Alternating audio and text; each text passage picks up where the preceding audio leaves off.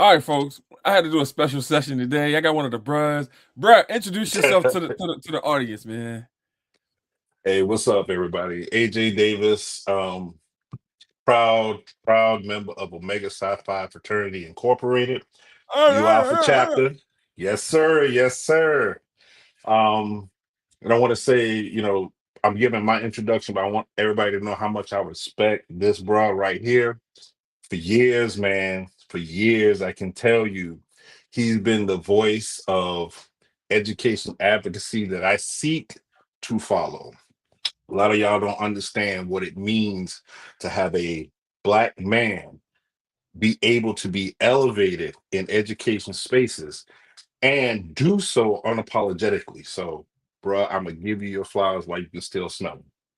Bruh, I appreciate that, man. Hey, and listen, I was telling my wife, I was like, man, I know AJ. I met AJ we met AJ in the flesh, and I got my wristband because you had like the black voters Yeah, wristband, right?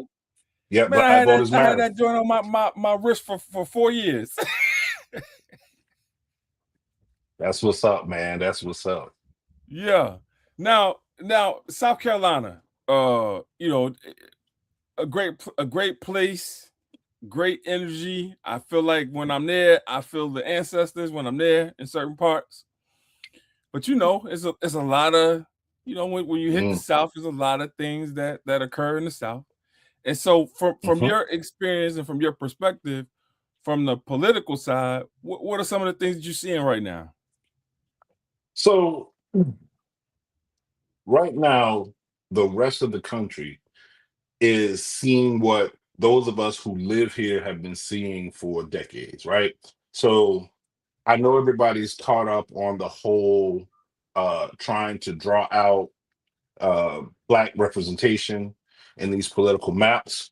But the thing is, that's always been the case. Like, if you go pick any southern state, and I'm talking about your Confederate southern states, excluding Maryland and Delaware, because believe it or not, both of them are considered southern states. But every southern state has a Republican majority, and in most cases is a supermajority and a trifecta, which means that the governorship and both houses of their state legislature are controlled by Republicans. South Carolina, McMaster has been our governor since 2017, but Republicans have controlled the governorship since the early 2000s, right? Actually, going before that, into the late 90s. We have a Republican supermajority in the General Assembly. We have 124 members in the House. Out of that 124 members, 88 are Republican. The Senate is made of 46 seats. Out of those 46 seats, 34 of them are Republican. So we've been dealing with these numbers. Like, this isn't nothing new, but I think because it is so blatantly obvious right now, a lot of people are like, wow, this is messed up. Yeah. Now, people that are up north, like so originally I'm from Louisiana, right? So like I get what you're saying. Like I'm Yeah, catching what you're throwing. But yeah, as folks migrate up north, the thinking kind of changes, right? And so you'll have right. people that say some dumb shit like, "Oh, well, why don't y'all just move out of tell folks why it's so important for black people that are in the South to remain in the South." So, and I'm glad you brought that up, bro. What a lot of people also don't realize is that post-slavery, Black people, yes, we did have the Great Migration, but a lot of Black people started communities and started life in the South. They got land, they built businesses, they built lives here. So for many of us, this is home. And for a lot of folks, they're like, why I'm gonna leave and go somewhere where it could possibly be the same thing, if not worse. But also there's a sense of pride. For as much as the South is viewed as this bastion of white rednecks and racism, for a lot of us, the culture is rich here. When you come down south, and you know this, right? You from Louisiana. When you Yeah. come down south, you go into the country. You know what I'm saying? And you Yeah. sitting on the porch, you talking with the elders, you listening to that wisdom. You know what I'm saying? Yeah. That wisdom that's not found in any book. You realize, yeah, this is as close to us and our ancestral homeland as some of us may get. So a lot of Yeah. people are like, I'm not giving that up. Yeah. Yeah. No, I get that. I wouldn't want to give that up either. Like I'm actually building a house in my hometown so I can Mhm. go back and kick it on the porch Okay. because Good man. I totally Good understand man. exactly what you're saying. And I think that, we've had generations of folks that their stories haven't been recorded. And based off of their stories not been recorded, it's like you're losing that history. You're losing that family history. You're just losing. And so Yeah. these future generations that can't go back to like pinpoint exactly where they came from through that Right. institutional knowledge, we're falling short on that. And so thanks for naming that. Now, you're Yeah. talking about Republican supermajority, right? And so I think that that means that we need to be doing more in local elections. But you got some black folks, not saying all, because I don't want to pigeonhole us, that only come out every 4 years because they think that the only time they're supposed to vote is during the presidential election. And because of that, that may be why we're in some of these situations that we're in. Because when you think about something as specific as a school board election, you can Hmm. really win a school board seat with like 1/4 of the populace in a town because people don't come out Hmm. and vote for it because they don't understand the significance of being on the school board and just having that position to create radical change. And so what are your thoughts on local elections? Yo, so real talk, I'm happy you said that because I use my local school district for an example, right? And oh God, so probably 2022. Um, my school board got taken over by Moms for Liberty, and I don't know if your audience is familiar with them.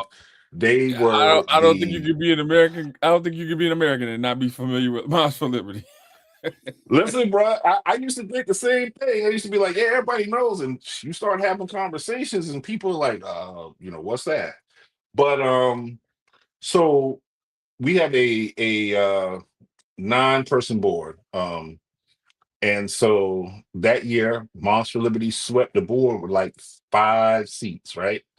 And So so they so they had a I don't mean to cut you, I don't mean to cut you off. I'm giving it to you. I'm giving you the floor, but we got to set this up because in order for them to come in and take 5 seats, they had to lay down some foundation in turn. So I want you to talk about everything that they did in order to get to those positions so that we can do things to prevent this from occurring in the future.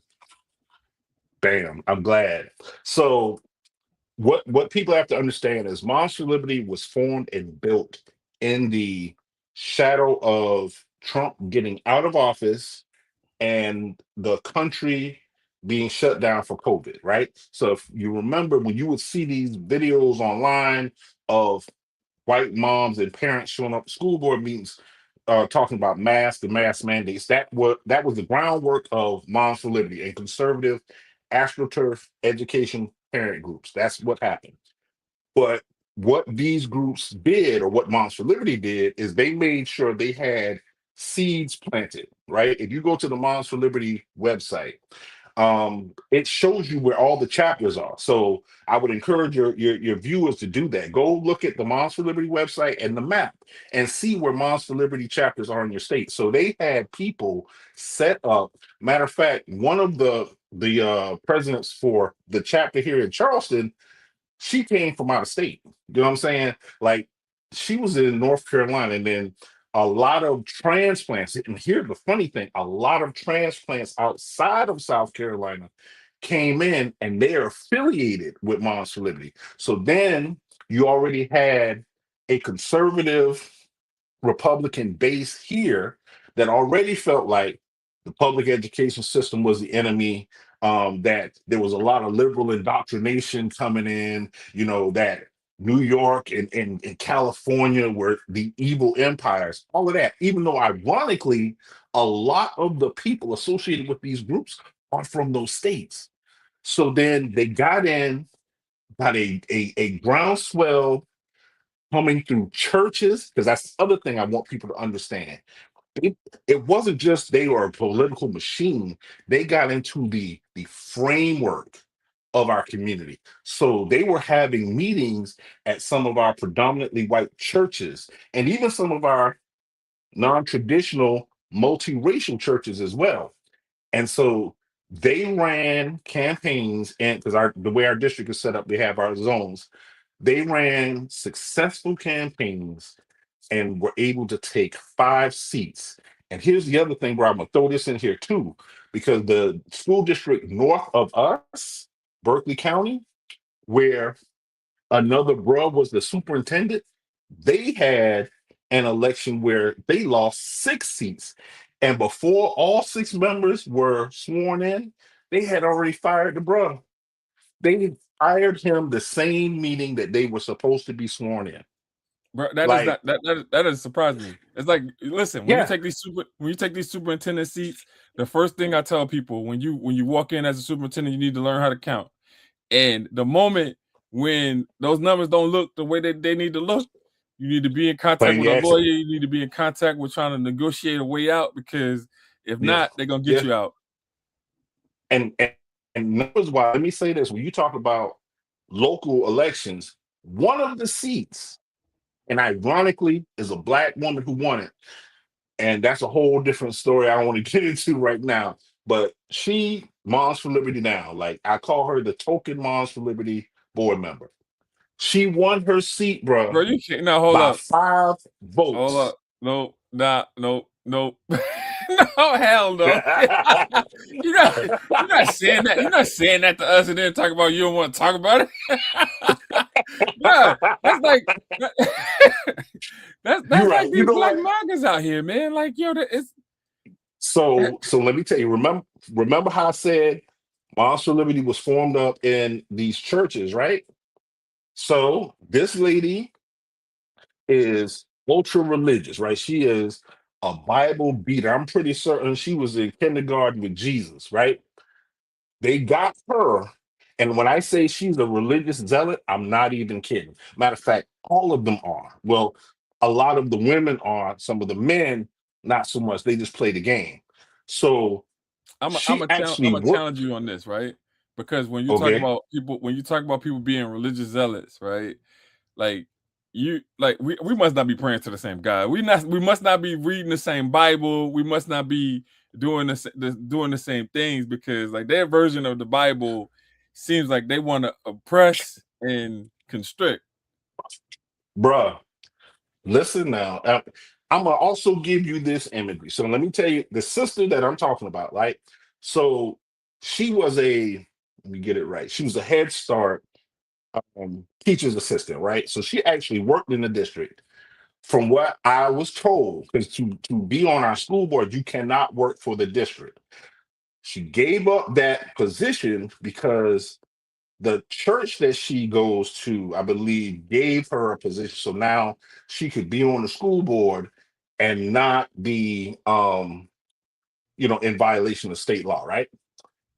So, You just told me without saying she's butt. bruh, yeah, yeah, yeah. Because listen, man, it so much of this, and to get to stay on track with your original local elections, if people understood how much Republicans have gamed the system by focusing on the races that we don't even think about. School board seats are a springboard into city council or county Absolutely. council. Yes, sir. City council, county council, or springboards into being either a mayor or Mm-hmm. state house rep. State Mm-hmm. house rep puts you in, but even outside of that, the larger political ecosystem is so much. Like if you ask the average person who's your commissioner of agriculture, they'll look at you sideways. Because for one, they don't know, and two, what does that do? Same thing with the Secretary of Commerce, your Secretary of State, your state attorney general. But let me tell you why ignorance of those positions is killing us. Because who oversees the fidelity of our state elections? In some states, it's your attorney general. Other states, it's your secretary of state. And knowing who's in those positions is key. If I tell you how, and my numbers may be slightly off here in South Carolina, I use this example. I think it's 2022. Yeah, 2022, which was a midterm year, right? To elect our governor, because that's when McMaster got his second term. I think out of all eligible voters, only 17% showed up. 17% of the population Bruh. determined. That's exactly what I'm saying. Like on these off president years, the amount of people that come out is ridiculous, right? Like if Yeah. we because if we had everybody, if we have everybody if Democrats had everybody that was registered to vote come out to vote, this will be a non-starter. Like a lot of this stuff will be a non-starter because a lot of rural America, a lot of rural Republicans, they're not voting. Let me tell you something, bro. One of my partners here, KJ Kearney, he does Black Food Fridays, right? He Tell me said about that. something. That sounds like something that could get me down there. Yeah, so it's Black well, Food so Friday. first of all, it's his social media platform. I'm gonna send you the link for it.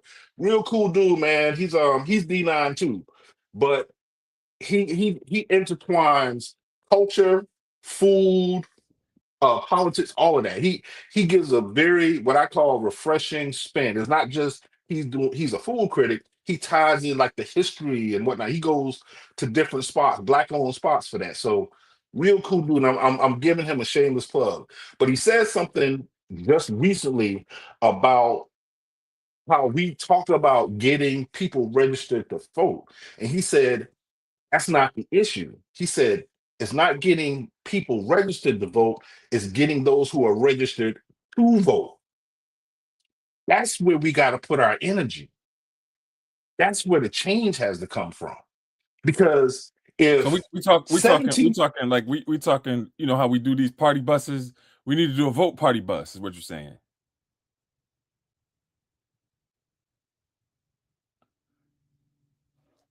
Having some technical difficulties. No worries. We'll be back. But basically, what he's saying is, you know, when you have instances in which an election is coming, as opposed to just thinking about, who's getting registered to vote, thinking about those people that are registered to vote and getting them to the places and spaces to where they can vote, to where they can show their advocacy in terms of getting there to vote.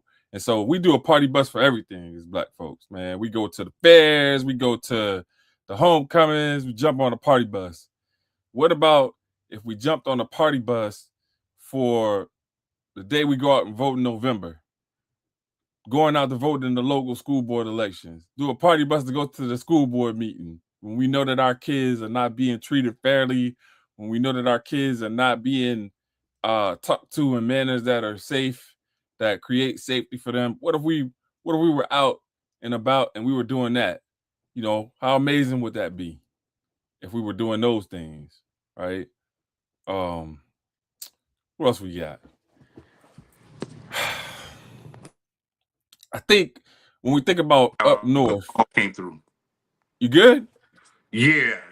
I'm good now. Thank you. Oh man. It's all good. It happens. Yeah. Sorry about that. Cause I can hear you, but I can't see you.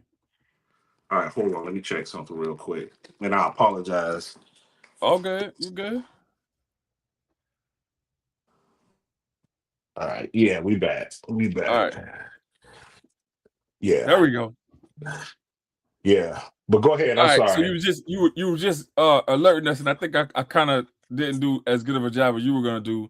You were talking about when it's not being registered to vote, it's about voting. Right. Because here's the thing, bro. We can register people until the cows come home. And it may make us feel good to say, oh, we've registered 3,000 more people to vote. If election returns show that none of those 3,000 or not even 10% of those 3,000 show up to actually vote, I'm not going to say we wasted our time because I'll never say that. But we're still losing. So to your point about folks not voting in non-presidential year elections, I have been pushing and I've been trying to do this. We got to start having voter education, right? Alongside registration. It's not enough to just get people to fill out a voter registration form and say, all right, now you registered to vote, go vote. You need to educate them on the offices. And people love to talk about, oh, we need to bring back civics. They're not teaching that shit in civics classes. Nope. That's not a part of it. Like, Mhm. I think people get it confused when you look at state education standards in social studies and history, they're not teaching that part, right? And I think people get that confused. That's where the communities and organizations have to come into play. You have to They need to tell be people, doing all that right, at the you're church. They need to be doing that at the church. listen, I don't want to stand on past the pork chop feet, so I ain't gonna say nothing. I ain't gonna say nothing. Y'all be I on ain't these gonna say pastors' nothing. necks. They be out here with they Givenchy, Dior, and all this other Listen, shit out here listen. commenting on Cheyenne But Bryant certifications and whatnot, man. But they don't be talking about, hey, let's get let's borrow the church van to where we picking up sister so and so and brother so and so to take them to vote. Man, I got some heat for these black preachers. so let me tell you. So if you use that example you're using right now, if the church became or reclaimed, because it used to be this in a lot of ways. That's Yes, sir. why the presence of the church was so strong. If it became a hub of knowledge and information where it wasn't just, are we doing this as a part of a PR thing, we want to look good, but like you got your church members involved and you said, okay, we're going to make sure we get the calendar for every election, right? Like black churches, I'm not speaking about no other denomination or whatever, but black churches especially should have a calendar of every election that's coming up. And then from that calendar, whatever offices are open, they need to be doing workshops so people understand the importance of that office. Because that's another thing that keeps people away from the polls. They don't know why they need to show up. Bruh, if they was doing like right after they talk about the Sunday school collection and how much they Mhm. collected, and then they talk about how much they need for the building fund, they need to be talking, hey, in this next election coming up in such date. So let me go ahead and be the villain. I'm the bad guy. I always tell people, don't let the smile fool you. I'm the bad guy. Another reason, though, and I'm not naive to this, another reason why a lot of that is not happening is because some of these churches and pastors are bought off too. Yeah. I Well, I have, mean, I, all right. So we got to talk about it, right? Because like this is a good conversation, only because like churches are nonprofits, right? And so right. if you are a nonprofit and you have tax exempt status, then there's only so much you should be doing or like should be doing on the outward side of the interfacing of the work. There's Right. only so much that you can do in terms of that, right? As the pastor, as whatever. But I think there's ways that folks used to do it to where it was still relevant and it was still like prevalent. So let me say this. I'm glad you brought that because that's a very valid concern that people say, right? So I also should preface and disclose that my graduate degree is in organizational management and leadership development with an emphasis in nonprofit administration, which means I went to school to learn how nonprofits are run and how to develop their leadership and programming structures. So here's the thing that other organizations have figured out. There's different types of nonprofits: 501c3, 501c4, 501c7, et cetera, et cetera. There's a whole code. That's the IRS tax designation code, right? So 501c3, which is the most common one that people know, which many churches fall under.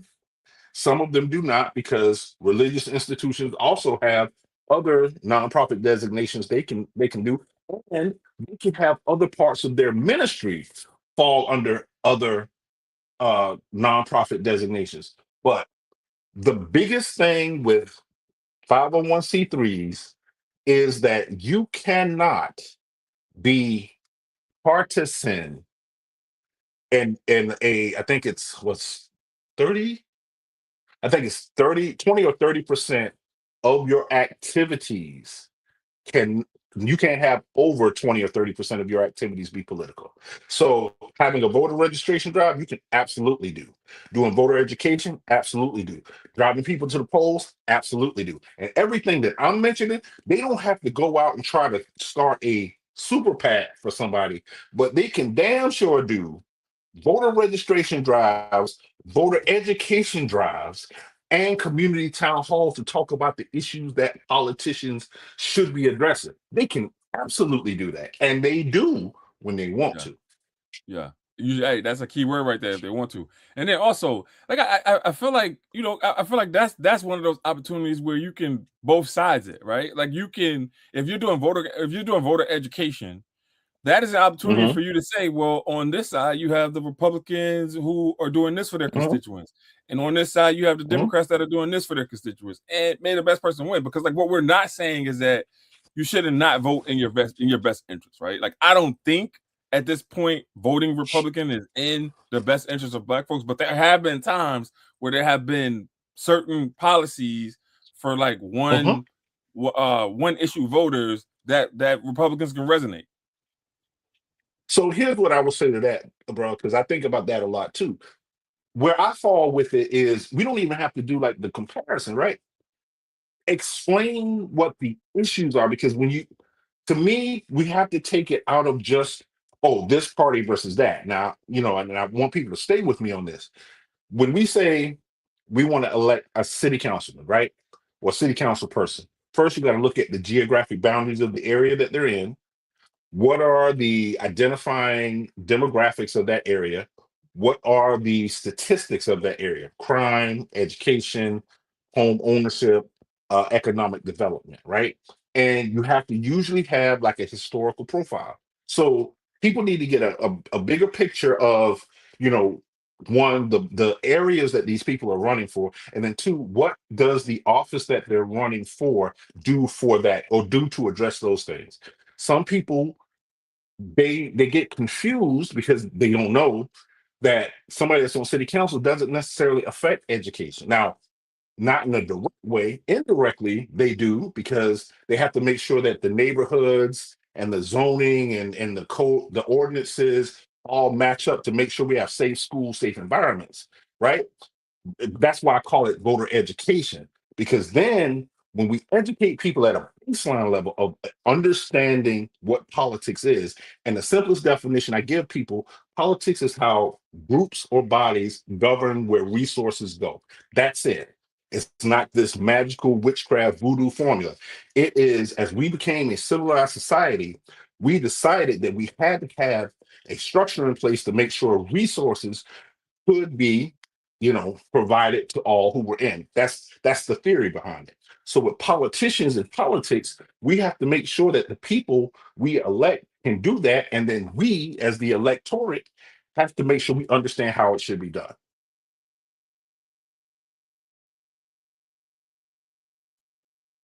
One of the things that you just hit on that resonates for me is you're talking about crime, right? And so nobody wants to live in a crime infested environment. And so, Right. you got some Democrats that folks may label as soft on crime. You got some Republicans that some may label as, they trying to fill the jails up with black folks, right? Like, but at the end Right. of the day, it's got to be some kind of happy median to where it's like, all right, I can walk outside and I ain't got to worry about losing my life. Here's again, great point, and I love it because here's the thing. This is probably something that has been kind of that wedge between Republicans and Democrats, liberals and conservatives for at least the last 25, 30 years, right? The whole crime issue. The mayor of the city I'm in right now, North Charleston, Mayor Burgess, he's a bro too, right? He came from being the police chief. He worked his way up through the department, uh, became chief of police, and then decided to run for mayor, right? So he and I talk all the time. And something he says that continues to resonate with me and why I appreciate him so much, he said, no matter what people think, you're not going to be able to arrest your way out of crime. He said, crime is where opportunities and inclusion basically don't meet.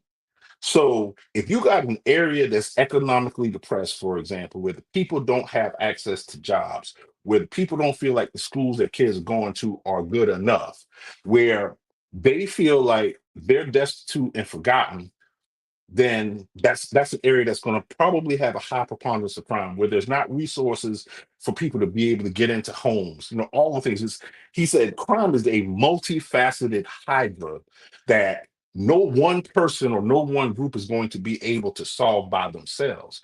But he said when you create a healthy city, you create a healthy city plan, you create a healthy city infrastructure, you do more to address crime than by increasing the budget of law enforcement. Because all cops are going to do is go out and enforce whatever laws are on the books, no matter how much those laws may disproportionately affect one group versus another circumstance. So to your point, not only do we need to make sure that when we're going to the polls, we keep that in mind, we also have to start looking at it as, okay, I'm going in here to make sure I can have not only the type of city and life experience that I want, but if I got kids or if I got, elderly family members, that I'm doing it for them too. And so that's another thing that we have to do to expand this whole political conversation is understand it's not a one size fits all and it's not a one shot deal. Going in and pressing them buttons, that's not going to change everything. It will just give us one more piece on the board that we can use to get us to where we say we want. I love that, and I love how you situated it. It makes perfect sense. However, um, I love it.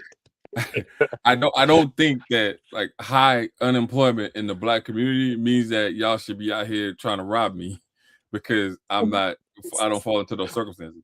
And I'm not saying that So, I'm not saying that you're saying that. yeah, yeah. But and again, it's funny you say it because I work at Burke High School downtown. 100+ years of history, black school, put out some great folks, great history. I love it. I'm gonna send you the book on the school too, so you can have that. Um, and I have what you just said, I have those conversations with my LB who works there too. And it's almost like this, bro. I feel like there's a gap that I don't think enough of us recognize between when we came up to where kids and young people are now. And I want you to sit with me and think about this. We are children of the 70s, right? Our generation sat directly underneath the fighters of the civil rights era. Those were our parents, our grandparents, aunts, and uncles. We came up before social media. We didn't learn about our history from those sources. We got it from the source. We got it from black teachers, black professors, you know, professors. We were able to tangibly touch those things and those experiences to help shape us into becoming the adults we are today. And with that came, in my opinion, a greater appreciation of what blackness is. It wasn't just, oh, I'm growing up in the hood. This the trap. This all I know. No, we had people. We had adults who were like, no, this is not all you know. This neighborhood was not this way 10, 15, 20 years ago. The people who lived in this neighborhood bought these houses. The people who lived in these neighborhoods owned these businesses. You know what I'm saying? So we had that. And unfortunately, as time progressed, and folks thought we overcame, we relaxed holding on to the responsibility of making sure the next generations got that. When you got young cats, young dudes who look at another black dude as shit, nothing, I'm gonna just take your life. I'm gonna hit you with the switch and think nothing. Go home and write a rap about it. You know what I'm saying? That's a disconnect, bro. That's a when you got black dudes out here, and I know me and you both on threads going at when you got black dudes out here bashing black women like they dudes. Like I've never in my life thought I would grow up to realize how many black men hate black women.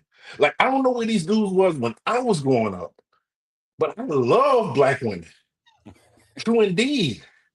But that's the mentality that to me permeates. It's the reason why me and you can drive through a neighborhood in a nice car, get out wearing nice clothes, and the dudes look at us with animosity because we foreign to them. Yeah. That's the thing. We foreign to them. And I'm Yeah. not making an excuse for it, but I'm like, that's the reality. We keep saying it takes a village. Well, who gonna build it? Well, It's in rubble right now. well, yeah, it's definitely in rubble. Definitely needs to be rebuilt. But then also you got to think about 70s babies, early 80s babies, when the village was still intact. You didn't have people that were so abrasive in terms of correction, right? Like Right. or self-correction. Like people were okay with you correcting their kid. Like if I got suspended and I came home, Hmm. I was gonna hear from everybody on the block as I was walking down the block because like I belong to the community, so to speak, right? Like I was community property. Right. Now it's like you got folks that are out here that are like, don't talk to my kid, don't talk to my kid about nothing, right? But like clearly you're not talking to your kid. You're not telling your kid that this is not the right thing to do or this is the wrong thing to do. And so other people pouring life into your child shouldn't be something that you should be against. But I think it's that protection and that protectionism that we have in terms of like the maternal and paternal instinct that we have, because our community is not always safe. Like when you think about it, right? As much as that hurts to say, our community hasn't always been safe. And over the past 20 years, with regards to black men preying on young girls, we don't want to leave the black women out. Black women preying on young boys because that happens too. There's a lot of disassociation that occurs in our community nowadays. So I appreciate that. And I'm gonna agree with you, but I'm also gonna put on my villain hat again because I think going back to my original statement about the village, right? I also feel like when some of the anchors in black families, like grandmothers, great grandmothers, granddads, big aunts, big uncles, or whatever, when those individuals started transitioning, you know what I'm saying, and we lost that, the understanding of those roles wasn't necessarily passed down. And so I feel like what wound up happening in a lot of cases with this mentality of some people, some parents, and I'm gonna be honest, bro, because I know you may not be able to say it, but I'll say it. Some of these parents became, in my opinion, indoctrinated with a white centered focus in parenting. You see white parents Why being why able to, why you think I can't say that? no, I I'm just say saying that all the shit shit. I all know you can say the it. I feel like, yes, some black people, because shit, I deal with them, they're abrasive as hell, right? But there are some black parents, and I see this every time we start talking about things like for school supplies or whatever. All these people rush online with all this bullshit. Or this thing where people are like, oh, the school system failed such and such kid because how he get in 12th grade and he can't read? Excuse my language. How else was he going in for 12 fucking years and they didn't know he couldn't read? Like, th- at some point, at some point, we have to start holding ourselves accountable. Because here's the thing, and I tell people this has not changed since all of us been in school. There's a grading period for 4 quarters in the school year. Halfway through each grading period, you get a notice of how your child is doing. Furthermore, the school your child goes to is a public school in most cases. You are more than welcome to go down there and check on your child to see how they're doing, right?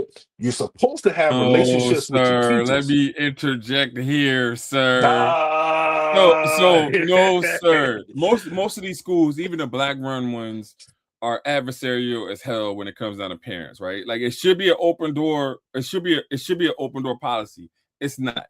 You Yeah. come up, you don't have an appointment. You don't have this. You don't have that, or whatever, right? So, Uh, like, yeah, in theory, it should be that easy for a parent to be able to check out and check on their kids, but it's not. But what they can do, and this is always accessible, is learn how to use that grade portal. And if you can jump your ass on your iPhone and you can get on and scroll down TikTok all day, be on Threads, be on YouTube, then you can easily put in a Google search on how to log in to that eSchool portal or whatever platform your mhm. school is using in order for you to check your child's grades. When my son was in So high let me school, jump. I was a grade hawk. You hear me? Yeah, I yeah. knew what he was missing before he knew he was missing. Hey, bro, did you do this? Hey, I need you to get this done. I need you to show it to me before you turn it in. Like those are all the things that we can do as parents to make sure that our kids are doing well in school. We gotta want to do that. Well, and here's the thing. So where I am, thankfully we not at that point. Now, do we have some schools that they may be like that? Yeah. But I know I work in a Title One school, and we majority black, right? So we be like, okay, let's make sure our folks is here. But the other thing I want to say to your point, though, that tying it back to politics, this is where we got to educate parents and families to be like, yo, if your public school environment, your public school where your tax dollars go, is hostile to parents and families, that's where the school board members you elect who dictate the policies that these schools must do and use. That's where you get them and be like, yo, we try to come down there and talk with the teachers and talk with the administration about our kids or whatever, and they hostile to us. Make your voices known on that level, because I can tell you, I've seen that. I've seen that so much over the last 15 years watching what I thought were little issues get brought to a school board meeting, and then I go back to work the next day or the next week. Here comes an email, policy change. I'm like, well, I'll be damned. I didn't know that was important. But then also, right? We got to talk about representation because Yeah. you just said that you're at a majority African American school, and I'm assuming that if you are, then North Charleston is majority black, and that school board should represent the populace of the students and the families. A So lot let of me let me times they don't. clarify. Yeah. So so we're a county, so it's Charleston County. I live Oh, in okay, North okay. Charleston. The school I work at is downtown, it's 5 minutes away. So we're county wide, right? And so the school board represents, all the county areas, right? So out of 9 seats, it's supposed to represent a geographic area that may encompass one city versus another. So like my school board district encompasses North Charleston and downtown. So, and but to your point, yes, it should reflect representation, but I can tell you it doesn't. Yeah, and that's similar to how these political maps are being drawn. If you Yeah. think about the school board, if you go so like for example, I'm out on Riverhead, right? And we'll just talk Hmm. about the district because they're democratically elected, right? They go through an Okay. election process. Charter schools don't. And so when I think the student population is 70% Latino. Okay. You go to that school board meeting, you don't see nothing but white folks. Hmm. Hmm. And they don't think that's problematic. I think for a while they wouldn't even get a translator. It wasn't until That's recent, and I'm talking about years. crazy. It wasn't until recent that they finally said, "Hey, we need a translator." When 70% of the students identify as Latino, Latinx, crazy. Bro, and let me tell you, and it's funny you say that too. So to give you context even more, you remember the Mother Emanuel tragedy, right? That happened Yes, 11 years ago this year, right? Backstory on Mother Emanuel, Black struggle, politics, all of that. You heard of Denmark Vesey, right? And the slave uprising he was trying to orchestrate that got quelled, right? yes. Okay. The Citadel which is the Military College of South Carolina, was They had a Spring 99 established. line. I know them. Yeah, Mhm. they were established to suppress any future slave rebellions. That's why the Citadel today exists. They established a school, a military college, to make sure black people would not ever try to uprise again. So that's number one, Yo, right? you just dropped some. Hey, you just dropped a gem right there. All right. So that's the Citadel, Mother Emanuel Denmark Vesey, right? So let me tie it into today's content. Oh, I should also mention Mother Emanuel was the place where a lot of black liberation activities and whatnot took place, right? The white folks of Charleston were so terrified when the plot got revealed, which was revealed by one of us, by the way, go figure, that they built the Citadel basically right next door to where Mother Emanuel was. And a lot of people don't know that, right? So Mother Emanuel sits in the shadow of the Citadel, or what is the original Citadel, because a lot of people don't know where the original Citadel sits. If you come to Charleston, it sits downtown next to Marion Square, and it is now an Embassy Suites hotel. If you go look at that building, it is one of the most unique hotels you will probably ever see, because it looks like a fortress. And the reason why it looks like that is because it was the original Citadel.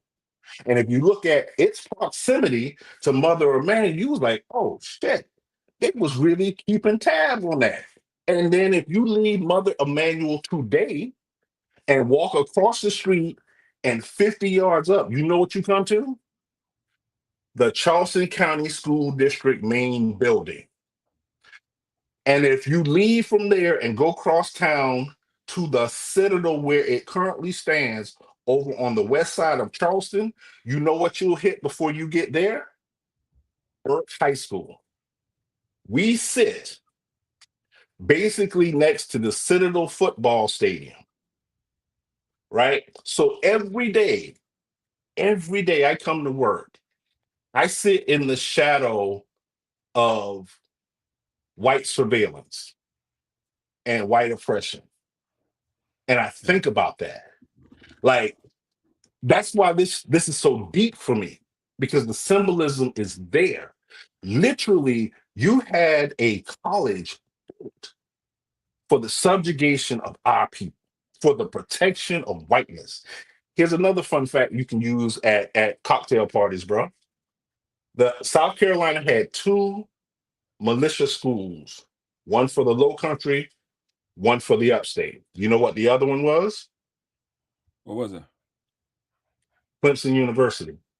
Oh yeah, that Clemson, doesn't. That Clemson doesn't surprise me. University had a corps of cadets, I think, until either 65 or 67. Harvey Gantt, who is a Burke alumni and the first black mayor of the city of Charlotte, he, I think, either his sophomore or maybe even his freshman year was the last year Clemson had a corps of cadets, because they were the ones that were supposed to quell upstate um, uprisings. And another fun fact, and I love Wait. using Before you get this. to that, fun fact, right? You know what? When you said fun fact, I thought you know what thought you about to say. I thought you was about to say What? Dabo trained at the Citadel. I'm like, yo, that does.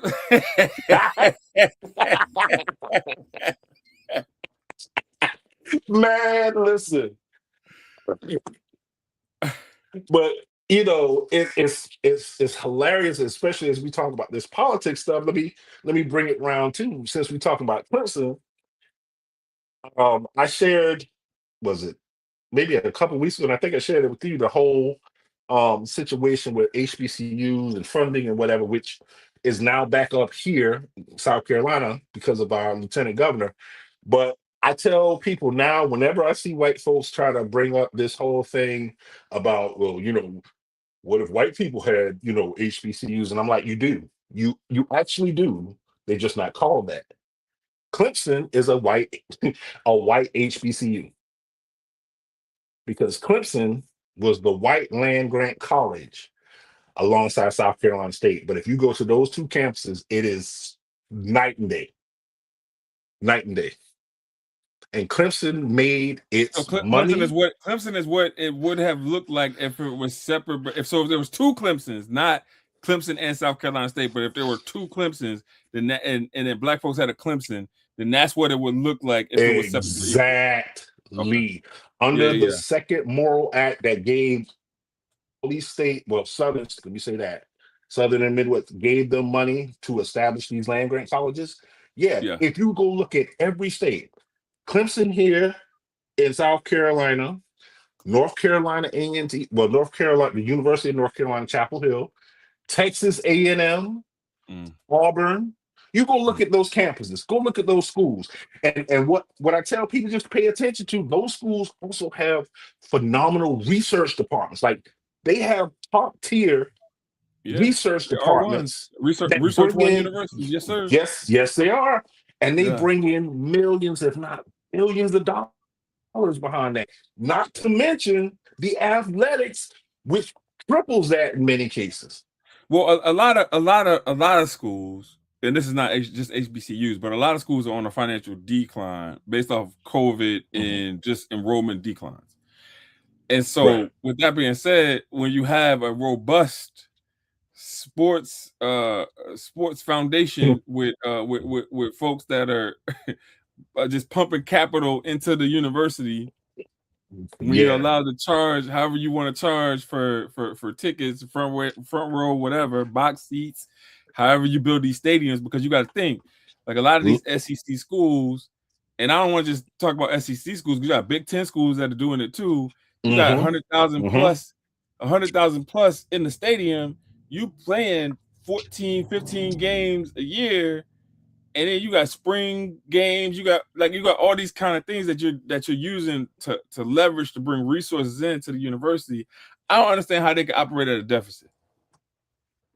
Listen, not to mention running the various sports camps and whatnot that you charging for, so you get money that way as well.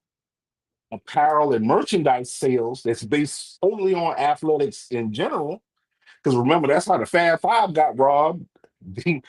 They had Michigan revolutionized the game with the long shorts.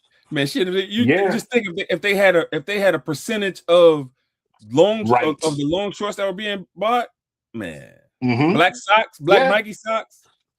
Yeah, all of that, bro. And so I agree with you. And what's crazy, and you mentioned that not only should these schools not be operating at a deficit, when you look at the salary of the head coach versus the university president, you'd be like, bruh. Shit, let's take it one step further. Look at the salary of the assistant coaches in comparison to the college professors. We don't get paid shit, bro. Listen, and then let's take it to the political arena. They get more than the governor of the state.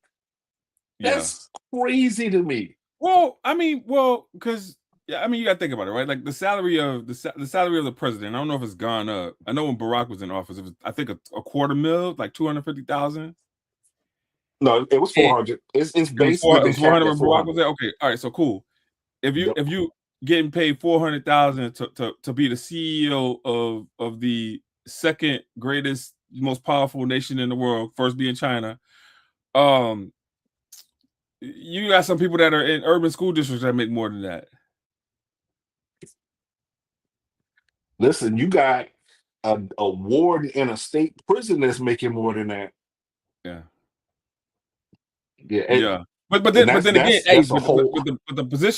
the position has been revolutionized now, right? Because like now, there's no crime that can be committed by the president, and so you can just embezzle. You can sue the IRS. Wall Street. You get a $1.7 billion slush fund.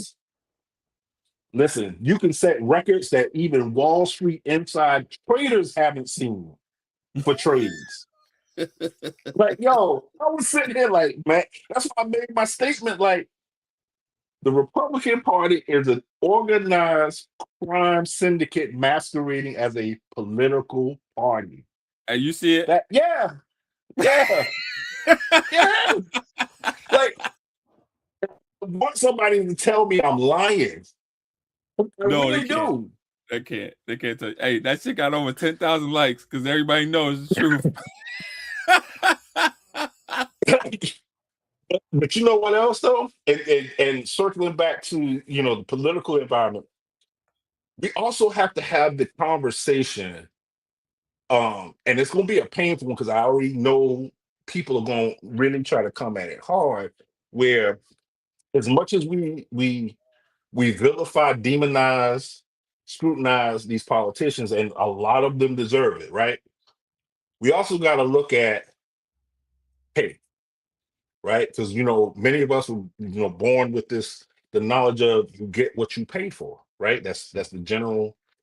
And when you go, not so much Washington, because there's a set, and Congress gets to vote. Well, all legislative bodies, for the most part, they get to vote for whether or not they can get a raise. But in states, a lot of times it has to, be done by certain channels. Congress is kind of like, they rubber stamp whatever. But I want people to pay attention to as we look at this whole map fight is you go throughout these states that's doing this, the pay disparity for state legislatures is astronomical, right? And I'll use my state for example. South Carolina legislators in both the House and the Senate get $10,700 a year as compensation. So that means they have other full-time employment. That means that they have to or be retirees. They cannot depend on a state salary. And what's crazy about that is when they're in session, they're there full time. They they don't work a traditional 8-hour day. A lot of times they have sessions that go way into the night, and then a lot of them, they just stay there in Columbia because all of our legislators come from around the state. So that's the other thing. So It's not like you. is it like? But do you think it's like military deployment? Like when you go up for the legislators, you still get paid? No, no, and I can tell the reason why I can tell you that is we got several friends who are in the state house and who have been in the state house, and we talked about that. What this Well, is why there's a in difference talk between having there's a difference. If do you have black friends or do you have white friends? both, both. Because the So I reason can why tell the you. reason why I say that is because like I'm pretty sure that there's some people that know that having a white legislature in your pocket working for your company, you're gonna look the other way when it comes down to certain things. Maybe. So yeah, yeah, but again, it's like this. If you are a worker, and now if you're in management, a supervisory position, maybe like that you might be able to get away with. But if you are a worker, you're not missing 5 days out the week or 4 days out the week guaranteed because they usually go to Thursdays and not have a repercussion. Like you ain't writing no bills to bring no cash directly back to the business. You know what I'm Right. saying? Yeah. So what that's why we have legislatures that are filled with lawyers and business owners because they can. They usually have employees, they have firms, so they can be up there and do that and get that salary as if it's nothing, or retiree people who work, they got a retirement pension coming in or whatever. So when people are out here talking about we need to get young blood in, I'm saying yes, but we got to make sure that we have the compensation for the people y'all say y'all want to come in, because no, these legislators in South Carolina, I'm ashamed to say this, they get paid less than folks who work at McDonald's when you do the math, Hey, or Walmart. hold Here we up. go. Shout out McDonald's. They paying their shift Listen, managers listen. $18 an hour to come in there. And I Right, seen a right, sign that said you get paid $18 to $34 an hour to work at McDonald's. right. So shout out McDonald's. Listen, as a matter of fact, let's expand it to a lot of these fast food and retail companies that have recognized Like the days of just lowballing, you can't do that no more, even in a poor job market. But and that makes it even more so important for us to really have these conversations because South Carolina, which is on the coast, has a major international port. We got, red hot with business investment in the upstate and the lower state. All of that. Our state legislators are getting 10,000, a little over $10,000 a year. So Alabama, you got folks that are getting paid a little over $10,000 a year to be Confederate anarchists. listen, Confederate anarchists. Look, you laughing, bro? You know our state does a Confederate reenactment every I year, do, bro. I We do, got a I do. Confederate holiday. So I do. yeah, they listen. I think they do it. I don't even think they do it for a side. They do it for the love of the game, bro. Yo, They do I it for the whisper love to of the them all the game. time. Hey, y'all lost. Like what? What y'all celebrate? Listen, but all right. So here's the thing, bro. I'm gonna ask you this though. Yeah. Did they? Because I posted this. When Oh when well, you look no. at Actually, no. The yeah, goal of the Civil War wasn't for a win lose. Like even if Lincoln. See, people get this confused all the time, right? They say, "Oh, Lincoln, mhm. he freed the enslaved." No, actually, he didn't. No, He did what mm-mm. he needed to do in order to preserve the Union. And so, if he had to make a deal, and the South would have still been able to be enslavers, then they would have continued to be enslavers. And Lincoln would have gladly gone along with that deal in order to preserve the Union. This was all about Union preservation. This wasn't about freeing anybody. There is one of our public parks, Liberty Park, which is right next to the aquarium down here, and they have the plaque. And you look at the exhibit that talks of it quotes Lincoln and what he said. But I want to take it a step further also to let people know that the South, the Confederacy, broke off because it could. Because one of the things that a lot of people don't realize is that when the South broke off, it was printing its own money. Have you ever heard of the exhibit Color of Money? I have. Yeah, that's us on those bills. Like, that's how profitable our enslavement was. They created their own money and they had the means to back it. So that's why they popped their shit. So Lincoln and the Republicans and the rest of the business class, because politicians in the business community have always been in bed. They recognize in a young country, because that's the other thing people don't realize. When the Civil War popped off, America wasn't even 100 years old. It was only a lifetime old at that point. You know what I'm saying? So they like, yo, y'all get ready to fuck this up for us before we even get to getting what we need to get. And it's evidence of this when Lincoln was assassinated and they moved Johnson into the presidency. Johnson, to me, represented what Donald Trump is right now. He was a white Southerner. 1000%. Yes. Yeah, yeah. He's a white Southerner who was never fully accepted in the Confederate planter class, the slaveholder class, because they were like, yo, you ain't on our level. Like the cast with money was like, yeah, we ain't fucking with you like that. He became president, and Because all you're the a folks fucking that had, idiot. Because you're let's not leave that part out. You can't leave that part out, bro. There's a reason why yes, there's a reason yes, why leaders of this country went to select schools. Well, mine is W and mine is I think Jimmy Carter. Jimmy Carter went to the University of Georgia. W went to an yeah, Ivy, but he's a fucking idiot. yes, yes, But he's smart as a fox though. Because hey, listen, I don't know how stupid he was because he gravitated towards Michelle, so he must have had some kind of smart to him. If Michelle Obama yeah, is his yeah, homegirl, so I think he was just yeah, playing dumb. yeah, yeah. But like Johnson sat there, and I tell people, look at Johnson as the indicator of why the South didn't lose because Johnson came in, he's from the South. He knows what the fuck is going on in the South. And he said, basically, all right, I'm the man now. So y'all gonna have to kiss the ring. and then we're gonna get our shit back tight. And literally, that's what happened. Another thing that people don't realize why, and this is why right now what's happening is almost like deja vu. The Civil War ended 1865, right? We still have folks that didn't know they was free 2 years later, right? 12 years after that, well, 9 years, the presidential election of 1876, Rutherford B. Hayes and I think James Tilden out of New York, Democrat. Um, Election was so close that it was too close to call.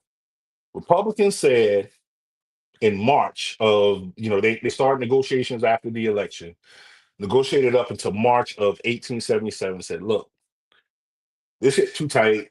Nobody wants to give ground, yada, yada. It was controversy about whether or not electoral college votes were actually legitimate or whether they manipulated or whatever. Republicans said, here's what we'll do.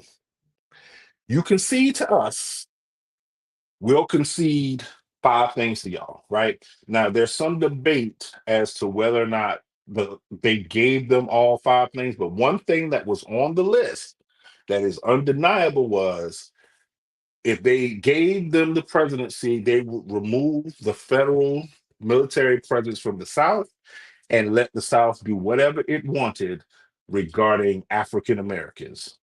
That's when Jim Crow happened. That's when Jim Crow happened. Because you can go look, you see starting, and here's the timeline. Most southern states after the Civil War had to go redo their state constitution. South Carolina did ours in 1868, right?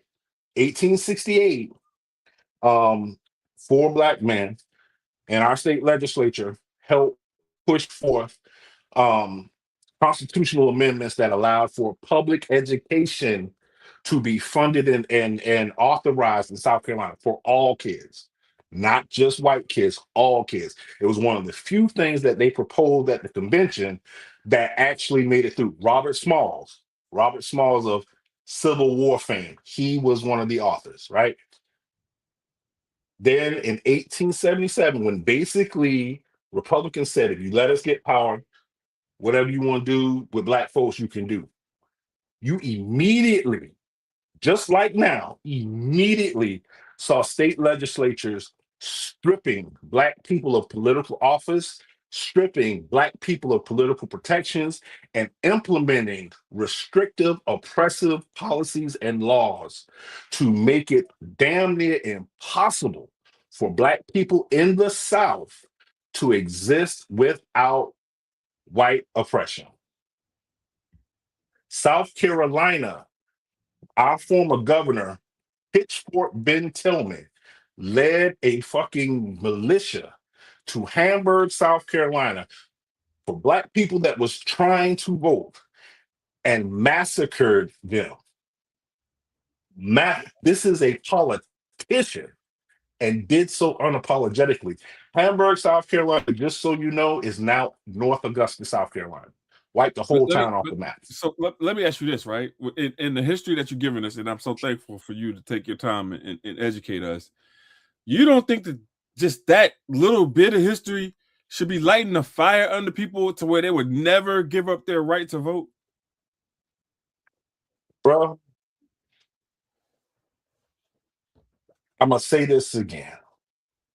Our generation, was different. And I also look at it from this standpoint, bro. Now these young people are voting. Oh, listen, yeah.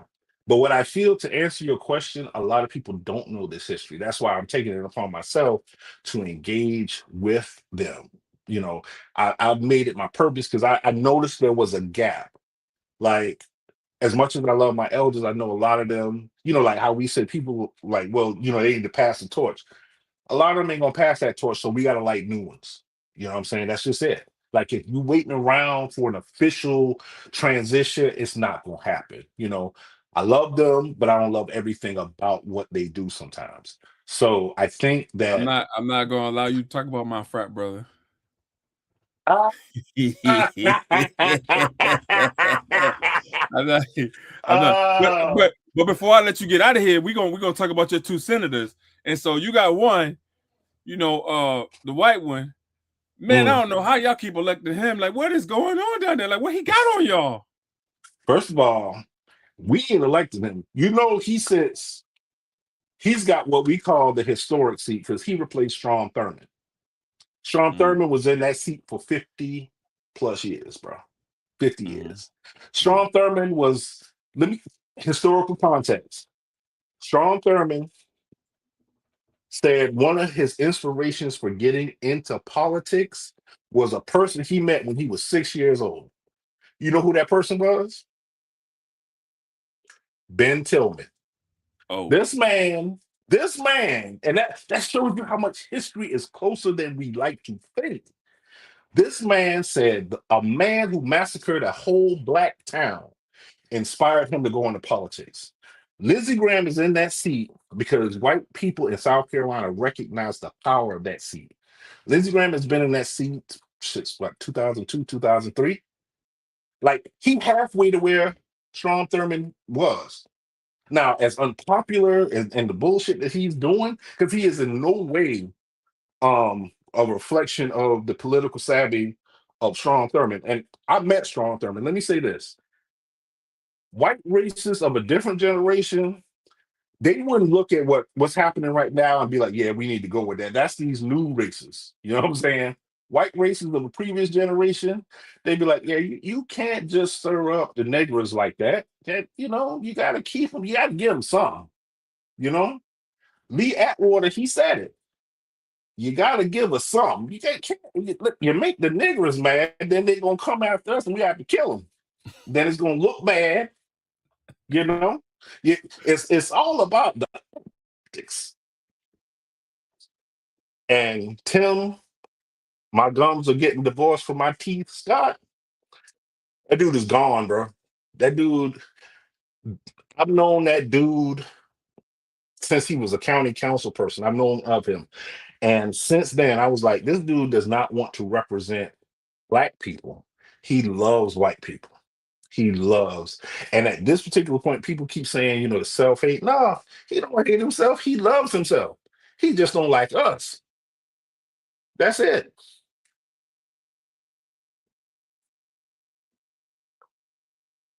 Oh, that's you don't wild, bro. Because like, I mean, you could tell, but I don't know. I, there's some things that I could say that I don't want to say get me in trouble. But No, bro. No, listen. That's gonna get both of us in trouble there, because I'm gonna be right there with you. Because you ain't gonna be out there alone. Because I know how you feel, man. I yeah, know how it you just feel. it just hurts me. It hurts me so bad when I see someone that has a following that folks continue. Well, so who's voting for him? Who's voting for Tim Scott? Is it is it White is it one people. of those elections where it's like low voter turnout, people aren't coming? Yeah. Is it an off year Yep. cycle? Like what is happening? It's usually that. It's usually that, because very rarely do you see like Senate races actually show up during a presidential election year. Not that it doesn't, but it's just the cycle that they're on. Mhm. So now, what's going to be interesting though? Scott's next election is a presidential election year. So Oh he's yeah, going to so be it's gonna on be a the ballot referendum in on 20. his ass. Yeah. Yeah, so And then you got he's going to be wait, on the Lindsay. ballot. Lindsay's up in the fall, right? Yep, And then there's a yep. strong. I think she's a doctor candidate. Yeah, Dr. Annie Andrews. So yeah, she has name recognition because she ran for what now is Nancy Mason's seat. So yeah, so she's got a groundswell. She's got a pretty good groundswell and has been getting some positive national press. So that's always good. South Carolina is also one of those states that we don't really get like national attention unless it's like Lindsey Graham or Tim Scott bitch ass. You know what I'm saying? Or we doing something extremely racist. But as far as like, elections into our local and state, we don't get that. So but it's a good sign that she's getting that. Now, Caveat question. though. Now with Hmm. the bros, that's the rep Hmm. James Claiborne, brother James Claiborne. Why hasn't he ever run Or has he ever run for Senate? I don't know. I haven't done the research. And if not, why So hasn't he? I can't say from his early. So Brother Clyburn got in '93, right? So when he got in, our two senators, we had a Republican and a Democrat. Uh, Strom Thurmond and Fritz Hollins. Fritz Hollins was more of a moderate Dem. He was more conservative, but he was still a Dem, right? So when Strom got out, it was a foregone conclusion that a Republican was going to replace them. But then when Fritz got out, the Republicans said, "Yeah, we need to lock that seat down." And so Jim DeMint got in there, and I want to say, and I may be wrong. I want to say I heard there was some rumblings about Brother Clyburn potentially trying to go for it, but I don't know whether whatever came of that. But since that time, I mean, I don't know if he sees it in the tea leaves for himself, and plus, he became majority whip, so Now they trying to they're trying to redraw this map to where he yep, wouldn't even have a seat, correct? right. How's But that gonna what's work? going to be interesting, so that's the thing, South Carolina's, you know, way down in public education for a reason because these folks can't count. Um, Even though I said South Carolina is a majority Republican state, they have Republican supermajority, whatever. That's due to how these maps have been drawn and low voter turnout, low voter education. But if they redraw the maps like they're proposing, that potentially opens up a can of worms. Whereas what they're thinking is going to happen, they draw out Clyburn's seat, they potentially will draw in 3 Democratic seats. So technically, depending upon where Clyburn could run, he could not only get his seat back, Democrats could potentially pick up 2 more. I think So this I is think that's gonna happen I think that's gonna happen in a couple of these states because this is not what the people want. And so even though like you have the Supreme Court striking down Virginia, like yeah, they ain't even give an opinion as to why they struck it down, even though the voters came out and the voters were like, here's what we want in terms of redrawing our maps. And so what's right, going to happen is even if you have folks that were thinking about voting Republican, they see like what's happening, right? And so like the majority of these people that are out that are now seeing like, oh man, they trying to do things that we're gonna have to we got to be in community with these people. See, it's different when you're pulling these levers from the top and you're in DC and you're in Mar-a-Lago and you're at these clubs playing golf, whereas you got the people that need to be coming home to have these community meetings with folks that are like, oh nah, we about to put your feet to the fire and be on your ass. And that's why Congress is so dysfunctional now in terms of when they come back home, they don't do nothing. They don't have the town halls and all the stuff that they used to do. They don't do any of that stuff no more because they're too scared. yeah, and I think that's something that I'm keeping my eye on and making sure people know, because when Nancy Mace won her seat, a lot of people don't notice. You can go look at the court transcript when it got struck down by the state Supreme Court, right? The first witness in the redistricting gerrymandering case was me. I got Let's approached go. by, yeah. If you go look at the transcript, Anjane Davis is listed as the first witness called. I went through a deposition because, I'm active in the community. I keep my own horn sometimes. I'm humble, but, don't play with me like that. Yes, sir. So I got approached by the state ACLU who was carrying the case, and I've been doing community work with them for some years now. And so they said, yeah, you're very active. You know the community. You be out there. You be going to redistricting meetings. So would you be okay with being a witness in this case? Because the way they drew Nancy Mace's district, they literally cut it into the most slight sliver that they could to draw out as many black people as possible. Literally. Um, and they packed everybody in Brother Clyburn's district yet again, because that's all they've been doing. And so going through that experience let me know that, yeah, there's only so many ways you can cut a pie to get what you want. And that's where Republicans are right now. Like they're trying to cut so they can maintain power, but the population really doesn't match that. Like you had Ralph Norman out here the other day talking about, Jim Clyburn doesn't represent South Carolina. Yes, the fuck he does. Yes, he does. South Carolina is a 1/4% African American. We're one of 10 states. And so technically, if we go by that, we should have at least 2 black reps up there, not Tim Scott. Okay, let me go ahead and stop you right there. But yeah. Yeah. All right. So and then in terms of the Supreme Court, what's your thoughts being in the South and seeing this 6-3 divide on most things that are coming out that are historically racist, and then to see Tim Scott presenting like his elder Clarence. So let me say this, bro. There's something about living in the South that gives you a different mindset about a lot of things, where some people, they watch a movie, they see a documentary, like, oh man, we live this shit every day. We get up, we go to work. It's like it's Mississippi in burning. the air. Like, yo, hey, I Right. was thinking about that movie the other day. I was like, shit, I need to go rewatch Mississippi Burning. And we should be in Montgomery, Alabama right now. Like that, we should be. I wish I would have known more about it. I would have got us down there. But go ahead, living in the South.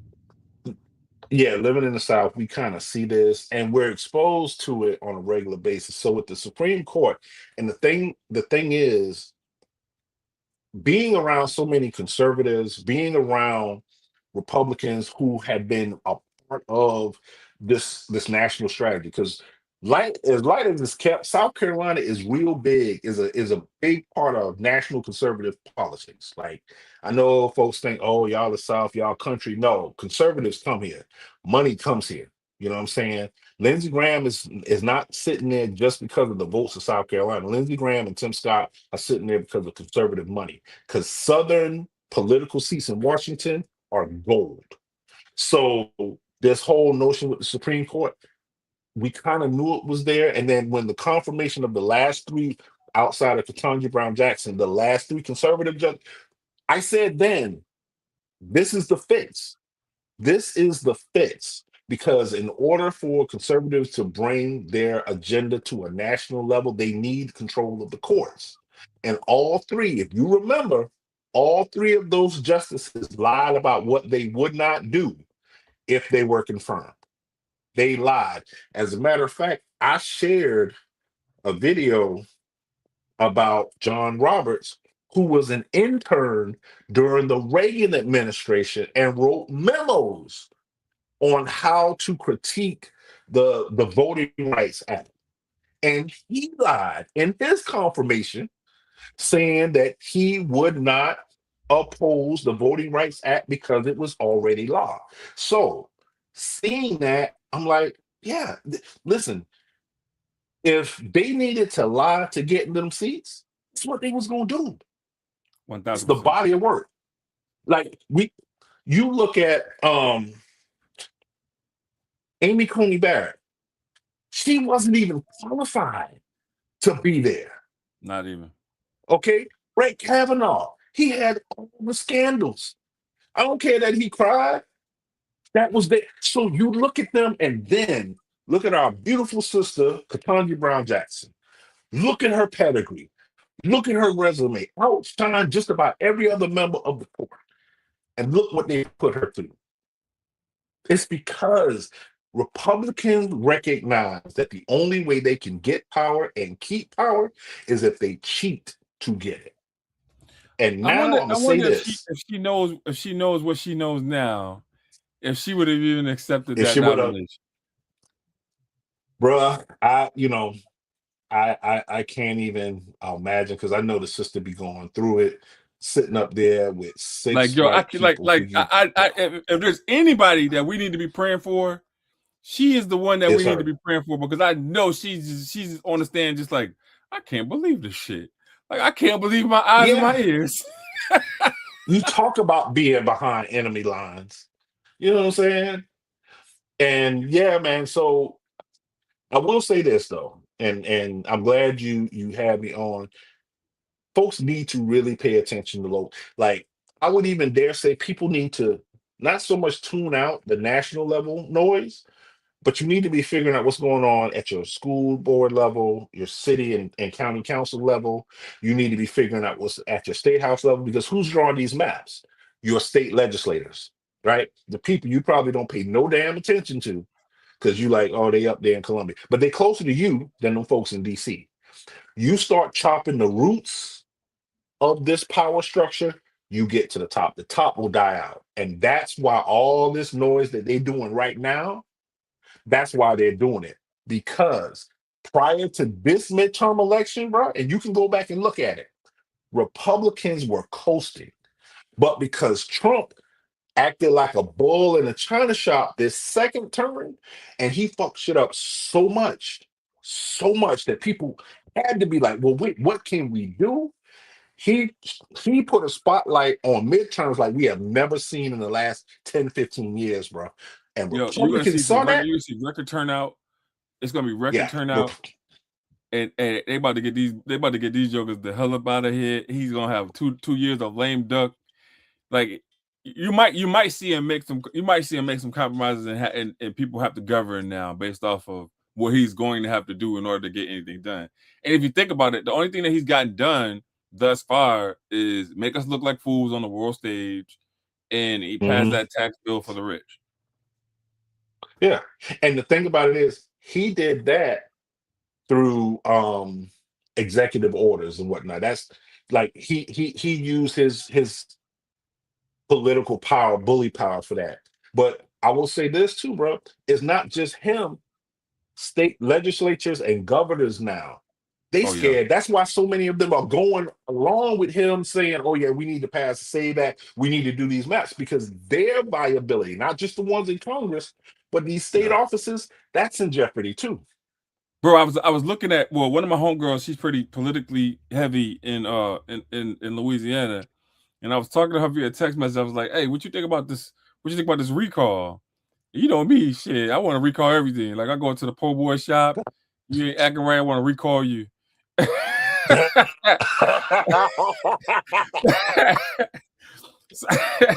So the governor down in Louisiana, man, they on his ass.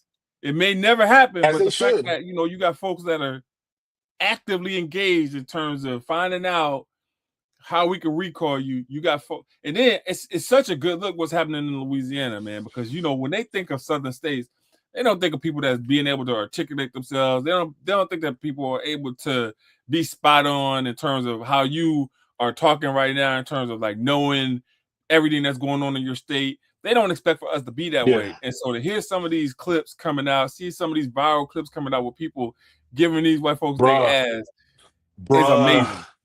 I love it. Listen, I tell you, I love it. And I love the fact that folks like y'all, like, I feel like it's almost like a family reunion of sorts. We got our people up north and in the Midwest, and even folks in California, like, yo, we got to support our people, because the worst thing for conservative Republicans is a united black front. That Yes, is sir. terrifying to them. Yeah. And it's more than just the 92%, right? We gotta get that 92% to 96%. We gotta get the 82% that they're saying for black men. We gotta get that shit to the 90s or whatever. Because like I Mhm. don't understand. I don't know how you can be black and be in America and be a Trump supporter. That's an oxymoron for me. I don't understand it. And You, I'm you not gonna you try to understand unpack it, for bro. them people. That's work that they gotta do. All right, dog team. I'm giving you 1 minute. You got your final thoughts. Talk to us, bro. Inform us, enlighten us, do your thing. All right, folks. So 2026 midterms, vitally important, crucial, but keep that energy. Okay. This is one step. This is a marathon, not a sprint. Okay. It doesn't stop when you push those buttons in November or June or wherever. You know what I'm saying? But also, in between these elections, Focus on making sure you're educated about your political landscape. Everybody's political landscape is not the same. Find people who are doing the work in your area already. Connect with them. Not just connecting with candidates. Connect with grassroots groups and people doing the work of lobbying at the state house. Do that. Familiarize yourself with the political realities where you live. Don't hop on social media and follow what a lot of folks are saying because that's a lot of noise. Okay. Politics should be hyper local right now and for the foreseeable future. Okay. It's not just about getting Trump out of office or neutralizing him. It's about bringing political balance back to our country and our society so we can at least begin the process of rebuilding what Trump and this administration and the Republicans have been dismantling up into this time. And I'm gonna stop there. Yes, sir. Hey, we got to do this, man. We got to do this once, twice, 3 times a month. Just tell me when, team. You know, I will always make time. You know, I love to talk it up with a good bro, man. I love it. Yeah. All right. We out, folks. We'll see you next time. Hey, bro, I'm gonna chop these